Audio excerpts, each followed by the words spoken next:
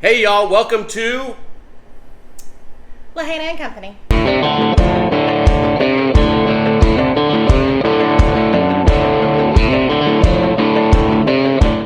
No. I have it on good authority. It's Lahannah.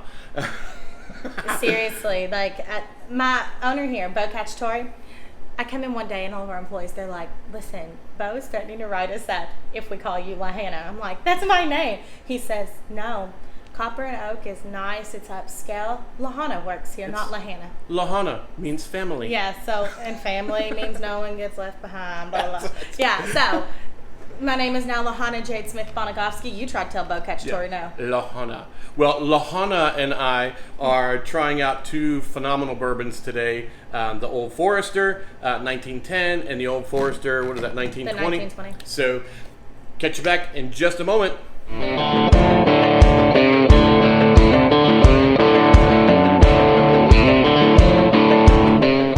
All right, welcome back. So, though I really wanted it to be called Lahannah and Company, it's the Princess Complex, Jeremy. Roll with it. Oh, I know. I absolutely got used to it. We went over all the votes. Well, by we, I mean Jeremy, because I was still asleep and tallied them up. And the winner is Bar Stools and Bourbon. You named us Bar Stools and Bourbon. Thank you. Thank you for your so vote. much. And it makes sense since Sure. we're sitting at a Bar Stools and we stool drink drink. bourbon. Yeah. Yeah. And I think I like it. It was funny because it came down to 4 votes. 4. That was the difference. And Half Corked was second. And I think Bourbon and the Beast didn't get it because they didn't like you Calling being called me a the beast? Yeah, it's crazy. But yeah, so let's get to the bourbon. So Old Forester 1910, Old Forester 1920. All right, so 1910, 93 proof. Now, the one thing I love about what Old Forester is doing is they've said, look, they're not doing the allocation stuff. Mm-hmm. It's just, we make bourbon that people like, and we're going to make it available. So do not be fooled just because you see Old Forester on the shelf, that you can get it almost everywhere, that this is not a phenomenal bourbon. It is phenomenal. That's one thing that we have an Old Forester flight here. And it has 4 of their expressions on it, and it includes the 1910 and 1920. And it's a big seller because it's some legitimate stuff. I love it. Yep, it's really nice. They're out of Louisville. They've got a decent tour, nice little tasting, but they're downtown and whatnot, so it's a little hard to get to. But the tour is nice. I like it. My wife and I went last year on our anniversary weekend, and we spent a lot. Did you? Oh, okay. We Ubered a lot. Speaking of family, can we talk about family for 2 seconds? Sure. I'm so happy to be sitting here drinking whiskey this morning because it has been a week for us. My daughter, who's like a mini Lahannah, Lord help us all, went to the park. It was the middle of Sunday brunch. We're here. I'm so busy. And the copper and oak phone rings. And my owner's like, hey, it's your mom. Sounds like it's important. My daughter fell. She has a radius and an ulna fracture. I mean, this kid, it was a rough week. She's so cute. She is adorable. She's the sweetest. But she woke up. They had to sedate her to set it because it's pretty rough. And she wakes up and she says, Mom, when did you get here? And then she says, why is this brown? I thought it was supposed to be blue. I want a blue cast. So, I mean, she's still worried about fashion. I told her we'll bedazzle it and she's fine. Nice. But, man, it's been a week. I'm so happy to be sitting here and...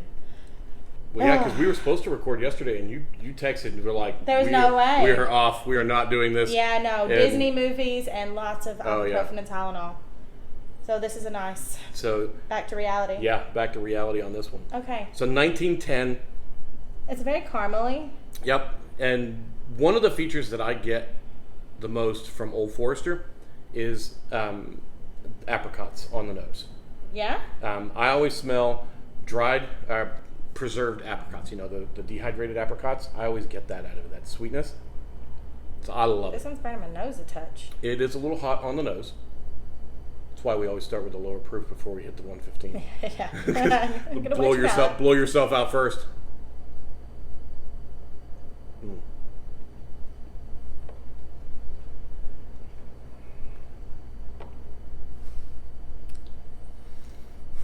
Are you loving it?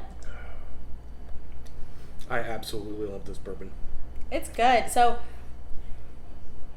it starts out with a very strong caramel flavor. Mm-hmm. Very. I taste a lot of vanilla in it. The color is amazing. It is very copper, like a penny with some age on it. It coats the glass incredibly. Long legs streaking down. Just really a fine bourbon. Definitely a lot of oak in there. Yep. Mouthfeel, probably medium to full body. Yeah. It's got a nice coat you hit it, that thin, almost for me, it's the difference between like a Bud Light and a stout. Bud Light is that really thin, almost like water. Sorry, Bud Light. I use it to back my whiskey. Yeah. Well, actually, I'm like a more Mick Ultra, but I'll take Bud Light. But it's that thinner, more watery flavor or feel on the mouth versus a more like a syrup or something along those lines. And I don't mean like pancake syrup, but like a flavoring in your coffee type of syrup. That thicker, sugarier body, and it's more toward that side, that syrupy side. It's like a lot of, I was talking about the oak, like charred oak. Like, do you taste that? It's good. I would totally sit back with a cigar and enjoy this. And that will absolutely stand up to a cigar. Even at 93 proof, that will absolutely stand up to a cigar. Yeah. I'm getting the apricots on the flavor with this, but I'm not getting one of the key characteristics that I love about the 1920. We'll get to that in just a minute. Okay. But I'm getting mine. Caramel is the front runner, and what I'm tasting, a lot of vanilla, and then like the char, the oak. It's very enjoyable. It's got a medium finish. It's not long lasting. It's not very long lasting. It doesn't tang your mouth like some stronger, because it's a little bit lower. I mean, it's 93 proof, so it's not really hot that way. And the tannins, I mean, it's still going from that last sip, but it's almost priming me for the next sip. Well, and that's the thing. Like, I look at other whiskeys around the same proof, and this one is definitely, it stands out compared to that. Like, one of mine, and not knocking it, I genuinely enjoy Ezra Brooks, but it's a 90 proof, and when it comes to the complexity and the difference in flavors, yeah, Old Forester knows what they're doing. They really do, and I love it. You can find this stuff just about anywhere. Yeah, I have like a huge handle like their 86 at home, and that's actually what I was drinking last night playing cornhole. That the 86, I believe, is I mean, one of the easier drinking bourbons around. Yeah, it is. It really is nice. It's a really good entry level. For Churchill Downs, because it is Derby week coming up. It is. So it's September. It seems so weird. I know, it's so weird. But the official bourbon for the Churchill Downs Mint Julep is Old Forester. Is it? It is. So we're doing like a little celebration here at Copper and Oak for Oaks and Derby, going completely traditional. We have this phenomenal florist, Wild Roots Farm. Alexis is amazing. We're doing lilies on all of our tables, Nice. having some big arrangements on Friday, and then on Saturday we have the traditional roses. Like, I'm really excited for this weekend. Copper and Oak is going to be the place to be if you don't have Derby plans. Love it. Love it. We'll be watching from home as we always do, because like all Kentuckians, we watch horse racing once a year. Well, we like driving by the horses, but we only watch it once a year. I love Keeneland. Love it, love it. But I love Keeneland in the aspect of, hey, I get to wear dresses and cute shoes and drink whiskey all day, and then my husband bets. Like, I've even had the betologist try to explain it to me, and I'm like, so anyway, about this whiskey. Yeah. I'm like, I like that name. Let's pick that horse. Wait, bet the horse that has a bourbon name. There you go. So this one's completely different. Jeremy, are you... I have had a hard week. You do care about me. I do care about you. Care about it's me. the wide mouth Glencairns. I know. You know, I know. It well, that's all of our regular Glencairns. They're all branded, and right. so that's why I stick with these when we do our tastings. But I'm gonna have to bring some unbranded ones. This, and I'm gonna. Usually, I don't bring my tasting notes with me, but this is one of my favorites. Yeah. And so I take mental note on these things. This is one I've been pushing just because I feel like everyone should try this. The 1920 is out of this world. So for me, I get the apricots on the nose. I also get the apricots on my first taste. There's also another flavor that I get on taste, and I want to see if you can. If I want to see if it comes through on this tasting. I've had bagels and cream cheese and coffee this morning, so I had lots of coffee. We'll see. I learned you put bagels in the stomach before you drink bourbon first thing in the morning. Otherwise, oh, my husband diminishing says that. returns. Anytime we record, like I always go to the lake afterwards, and he's like, "Did you eat this morning?" I go to the lake like, "Hi, you have to pick me up. I'm intoxicated already." I have 2 bagels with cream cheese and at least 1 cup of coffee before I come in because there's like something on the stomach. So on the nose, Oak, char, vanilla. a lot of caramel vanilla is what I'm getting. The alcohol doesn't feel as strong on this one on the nose It doesn't. as the 93. It's definitely, which to me is exactly the opposite of what I would have expected. yeah, because a much higher proof on it. Mm.